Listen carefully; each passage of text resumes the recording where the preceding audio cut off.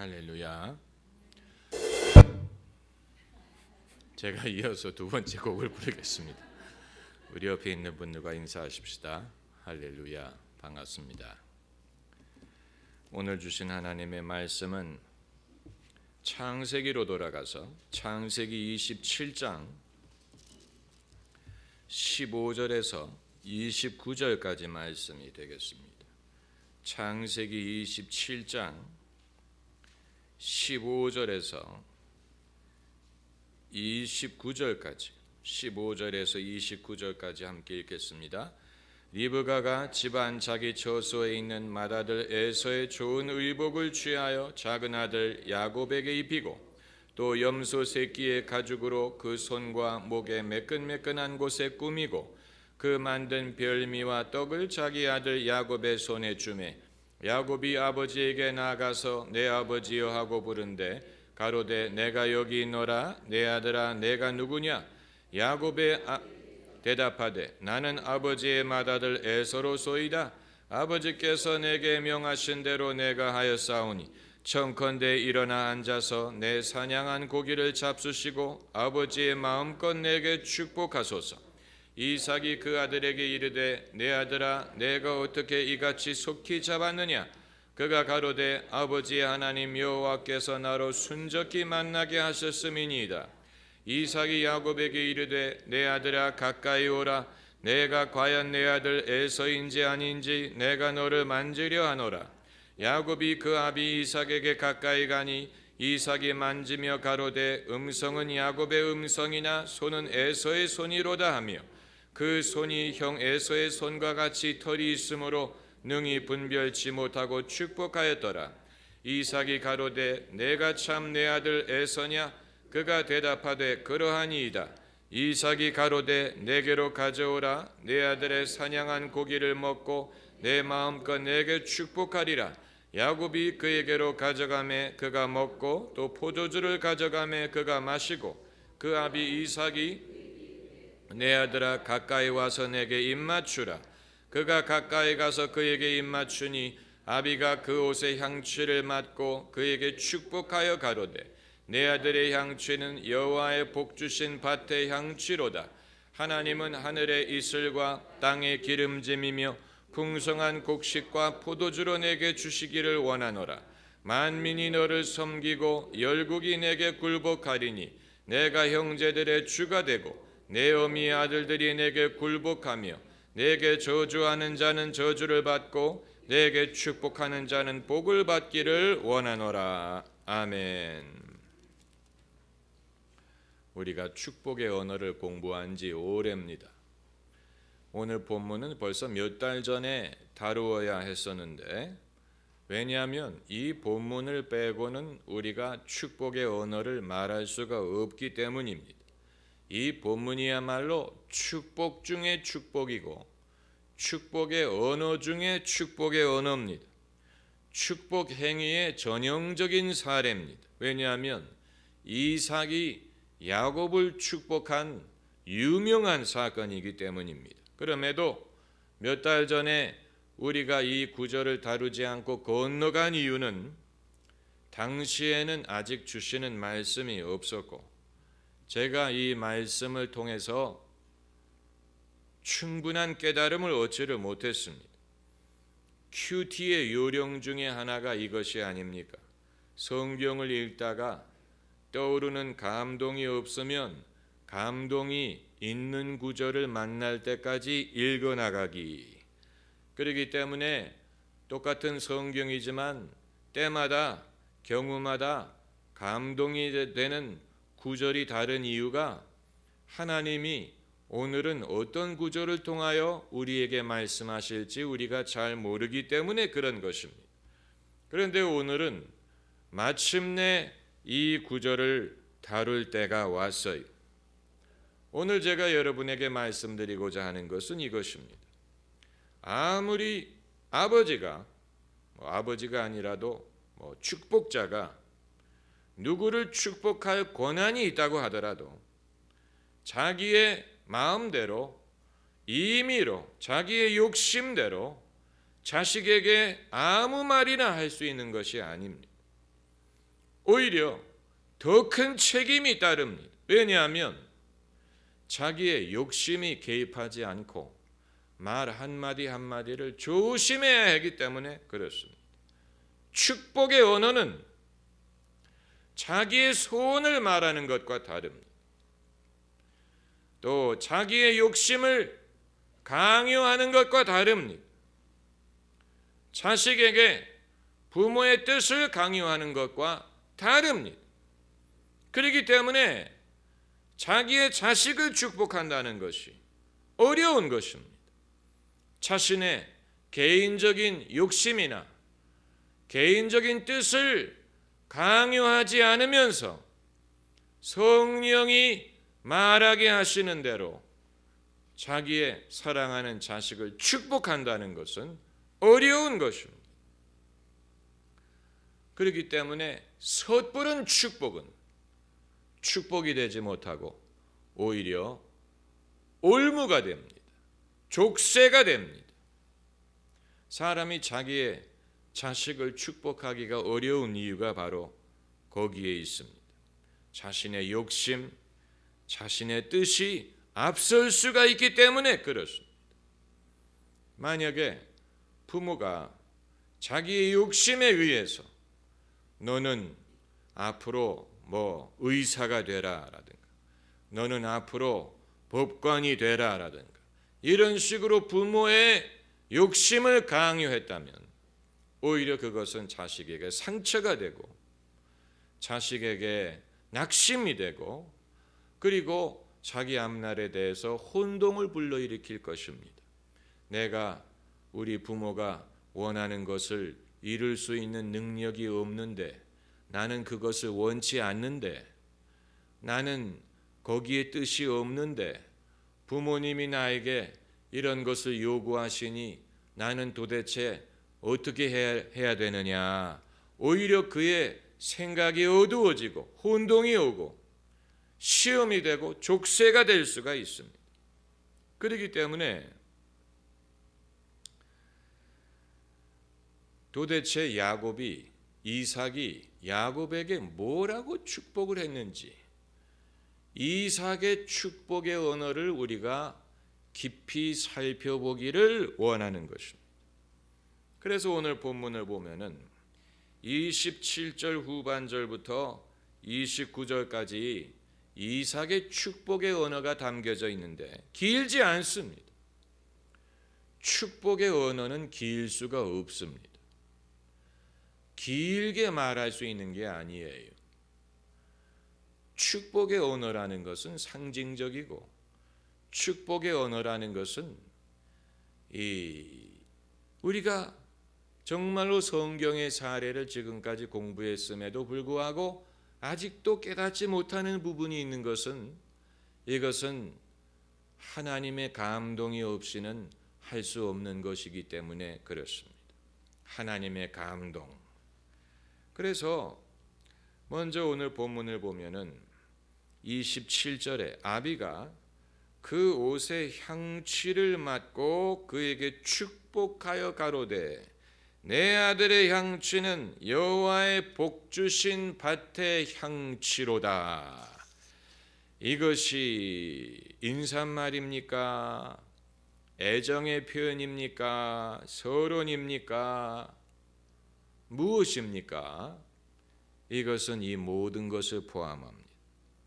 이것은 축복하는 사람이 축복을 받는 사람에 대한 강력한 애정과 인정과 긍정을 표현합니다. 우리가 누구를 축복하기 위해서는 먼저 그 사람에 대한 강한 애정과 인정과 긍정이 따라줘야 됩니다. 그래서 그 대상의 냄새마저도 즐거움이 될 수 있을 정도. 사실 아들의 옷을 냄새 맡으면 땀 냄새밖에 더 나겠습니까? 그러나 이삭이 자기 아들을 축복하려고 하니까 그 아들의 옷의 냄새가 즐거운, 내 아들의 향취라 그랬죠. 향취라는 말 자체가 즐거운 냄새라는 것이, 내 아들의 향취는 fragrance라는 말이, 스멜이 아닌 fragrance. 내 아들의 향취는 옷의 향취라고 말하지 않고 내 아들의 향취라 그랬어요. 옷에 사람의 향취가 배어 있지요. 그래서 옷의 향취라고 하지 않고 내 아들의 향취는 여호와의 복 주신 밭의 향취로다.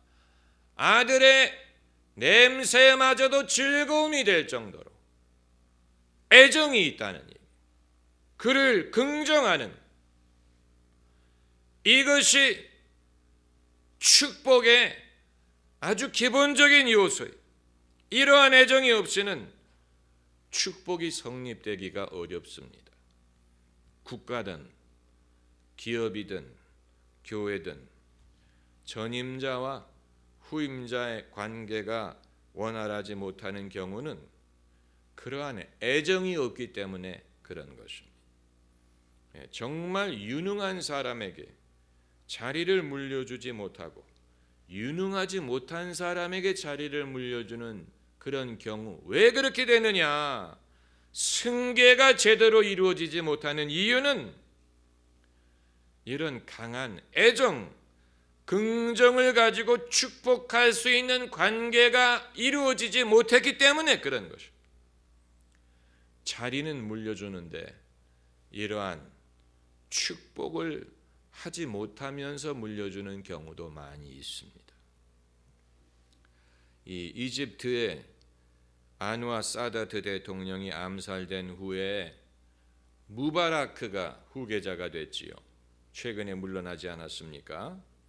그런데 무바라크는 사다트가 살아있을 때 이미 후임자로 내정이 된 인물이었어요. 그런데 사다트 대통령이 무바라크를 과연 자기의 아들처럼 사랑하고 긍정을 했는지는 우리가 알 수 없지만, 그렇게 했기 때문에 자기가 아직 살아있는 동안에 이 남을, 자신의 뒤를 이을 후계자로 이미 내정을 했었으리라고 보는 것입니다.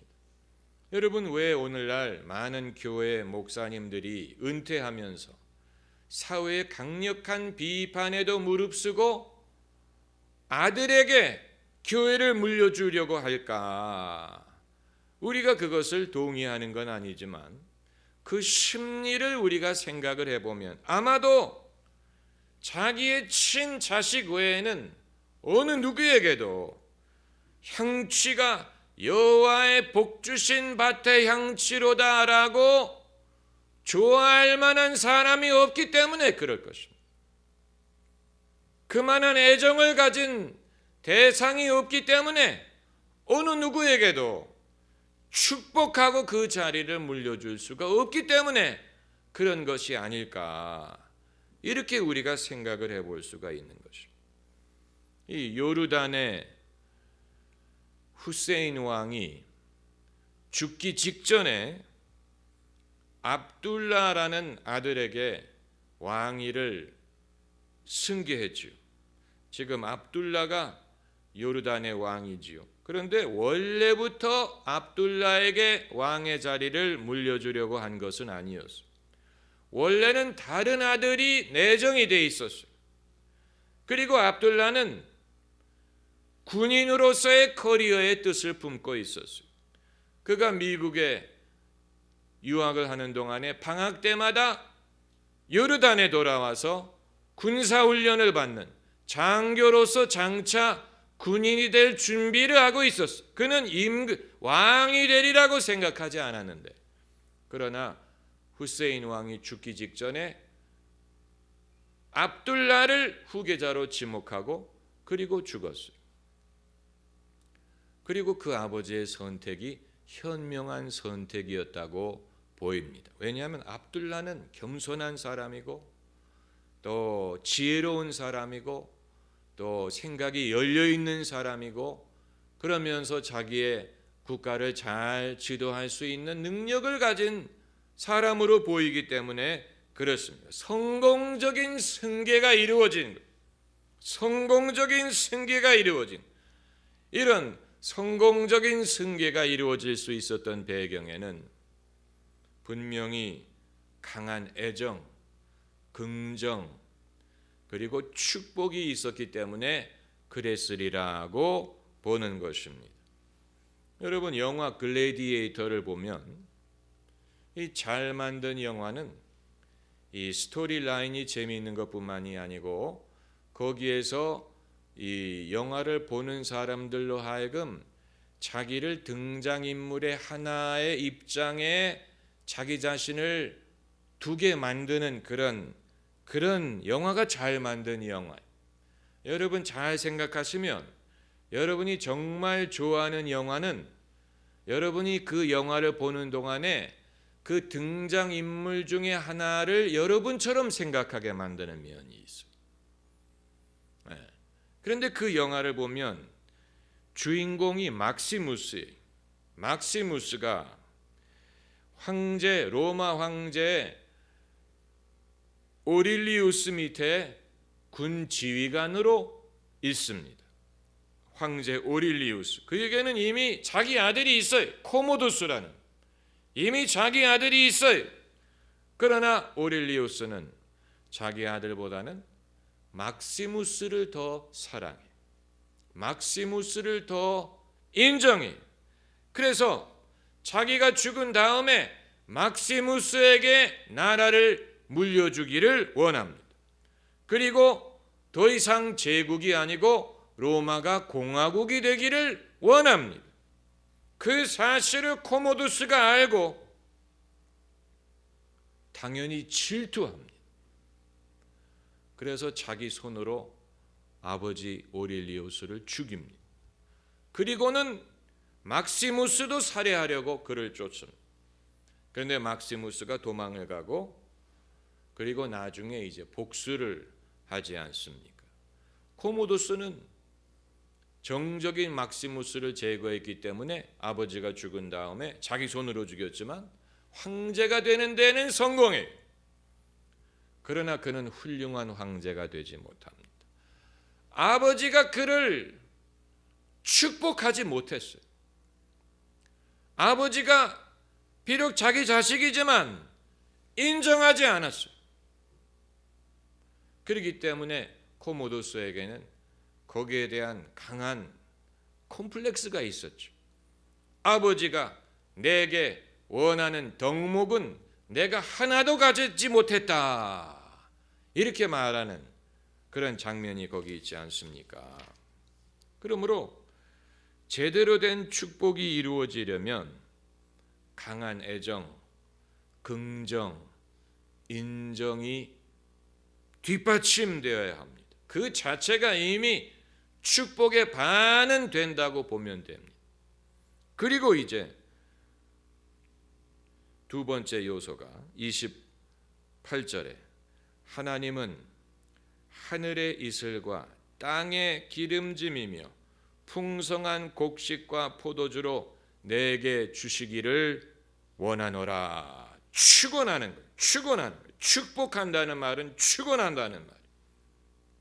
이 두 번째 요소는 하나님이 주실 복에 대한 축복입니다. 하나님이 주실 복. 그래서 하나님은 하늘의 이슬과 땅의 기름짐이며, 하늘의 이슬도 하나님이 주시는 것이고 땅의 기름짐도 하나님이 주시는 것입니다. 그리고 세 번째가 29절에 만민이 너를 섬기고 열국이 내게 굴복하리니 내가 형제들의 주가 되고 내 어미들의 아들들이 내게 굴복하며 내게 저주하는 자는 저주를 받고 내게 축복하는 자는 축복받기를, 복을 받기를 원하노라. 세 번째 요소는 사람들에게 받을 축복에 대한 축복입니다. 아주 이삭이 짧으면서도 핵심적인 필요한 것만을 말하고 있습니다. 제가 설교 초반에 말씀드렸던 것처럼 축복은 상대방을 향한 나의 소원을 말하는 것과는 다르다. 그래서 어떤 구체적인 나는 내가 뭐 의사가 됐으면 좋겠다, 뭐가 됐으면 좋겠다 하는 어떤 그런 구체적인 축복자의 소원을 배제한, 자신의 의견을 배제하면서 어떻게 축복을 하느냐. 그래서 첫 번째 요소가 상대방에 대한 강한 애정, 인정, 상대방을 긍정하는 것이 따라야 되고, 그리고 하나님이 주실 복에 대해서 축복하고, 세 번째로 사람들이 베풀 은총에 대해서 축복을 하는 것입니다. 그러니까 하나님이 주실 것만을 축복해서도 그건 절반의 축복이고, 또 사람들에게 얻을 것만을 축원해서도 절반, 둘 다. 그러므로 축복의 언어는, 진정한 축복의 언어는 무슨 내용을 담고 있느냐? 하나님과의 올바른 관계, 그리고 사람들과의 올바른 관계를 지목하고 그렇게 되기를 축원하는 것입니다. 하나님과 올바른 관계가 있어서 하나님이 주실 것을 내가 받고, 사람들에게 은총을 받아서 그들이 줄 축복을 내가 받기를 원한다. 그 둘 중에 하나라도 결여됐다면 그것은 축복된 인생이 아닙니다. 둘 다 얻을 수 있어야 바람직한 인생이. 그래서 진정한 형통은 먼저 신통이 이루어져야 돼. 하나님과의 통해야 돼. 하나님과 통해야 돼. 신통, 하나님과 통해야 돼. 그리고 그 다음에는 인통, 사람들과 통해야 돼. 둘 다 이루어져야 형통. 그런데 사람들과 통한다는 말, 이 본문 내용을 보면 그냥 사람들과 사이가 좋기를 바란다라든가 사람들과 평화롭게 지내기를 바란다라는 내용이 아니고, 이 내용을 보면 이삭이 축복하는 것은 사람들이 함부로 다루지 못하는 사람, 업신여김을 당하거나 무시당하지 않고, 남의 지배 밑에 들어가지 않고, 남에게 비굴하지 않고 존귀히 여김을 받는 인생을 축원하고 있습니다. 아주 중요한 것이, 이게 바로 위에 있고 아래에 있지 않고 머리가 되고 꼬리가 되지 않는 인생이, 자칫하면 교만하게 들릴 수 있는 말. 그렇기 때문에 말하기가 조심스럽지만 그래도 말은 바로 해야 됩니다. 축복받은 인생은 남의 뒤나 쳐다보는 인생은 아니에요. 그것만은 분명합니다. 축복받은 인생은 남을 부러워하거나 질투하는 인생이 아니에요. 축복받은 인생은 당당하고 자신 있고 남에게 존중을 받는 인생이에요. 아마 여러분은 그런 사람이 도대체 세상에 어디 있다는 얘기입니까? 있습니다. 만약 여러분이 그런 사람을 보지 못하신다면 엉뚱한 데서 놀고 계시는 거예요. 엉뚱한 데에 계시기 때문에 진정으로 축복받은 사람을 접하지 못하는 수도 있어요. 아마 여러분, 목사님은 그런 복을 받으셨나요? 천만의 말씀. 그러나 진정한 축복이 뭔지 터득은 하는 중. 그렇기 때문에 제가 이 말씀을 여러분에게 드릴 수가 있는 것입니다. 이런 복을 받은 사람이 과연 누가 있을까? 제가 열심히 찾아봤는데 영화 포리스트 검프에 나오는 주인공이 바로 그런 사람인 것 같아요. 포리스트 검프. 여러분이 만약 그 영화를 못 봤다면 여러분 손에, 그 인물은 IQ가 75가 안 되는 사람이, IQ가 75가 안 돼. 그래서 이 학교에도 겨우 들어갔어요. 이 미니멈이 안 되기 때문에. 그런데 이제 거기서부터 스토리가 시작되는. 그럼에도 불구하고 포레스트 검프는 남에게 비굴하다든가 남의 밑에 들어간다든가 이런 삶을 살지 않고 그는 늘 남이 하지 못하던 일을 하고 사람들이 그를 우러러보고 그는 남의 뒤를 쫓아가지 않고 오히려 늘 앞서갑니다. 그는 미식 축구 선수가 되기도 하고 군인이 되기도 하고 핑퐁 선수가 되기도 하고 어부가 되기도 하고 여러 직업을 전전하지만 무엇을 하든지 그 일에 열매를 맺어. 그리고 어느 것도 그냥 끝내는 게 없어요. 그래서 사람들이 그를 부러워해. 사람들이 그를 흉내내. 그리고 그를 흉보려는 사람이 결국은 부끄러움을 당해. IQ가 높지 않지만 사람들이 그를 존중합니다. 그에게 친절을 베푸는 사람은 다 잘 돼.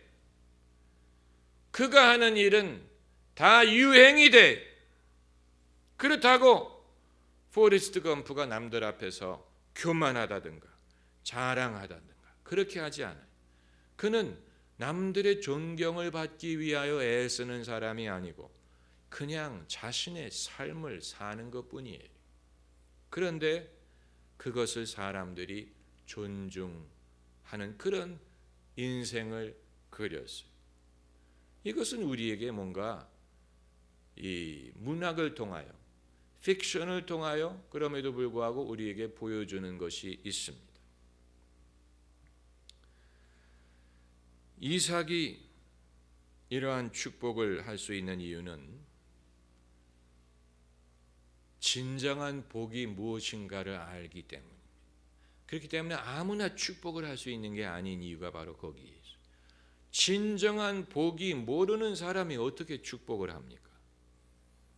그렇잖아요. 우리가 덕담이라고 하죠. 설 때 덕담을 하고 어르신들이 덕담을 하십니다. 올해는 시집가고 건강하고 하는 일 잘 되고 공부 열심히 하고 그건 축복이 아니고 덕담이에요. 누구에게 하든 그건 성립이 되는 말이에요. 진정한 축복은 축복이 뭔지를 알아야 할 수가 있는데 이삭이 야곱을 축복할 수 있었던 이유는 그가 알기 때문에 그래요. 진정으로 축복받은 인생이 무엇인지를 그가 터득했어요. 이삭이 그런 삶을 살았는지는 우리는 알 수 없지만 한 가지 분명한 것은 그것을 터득했어요.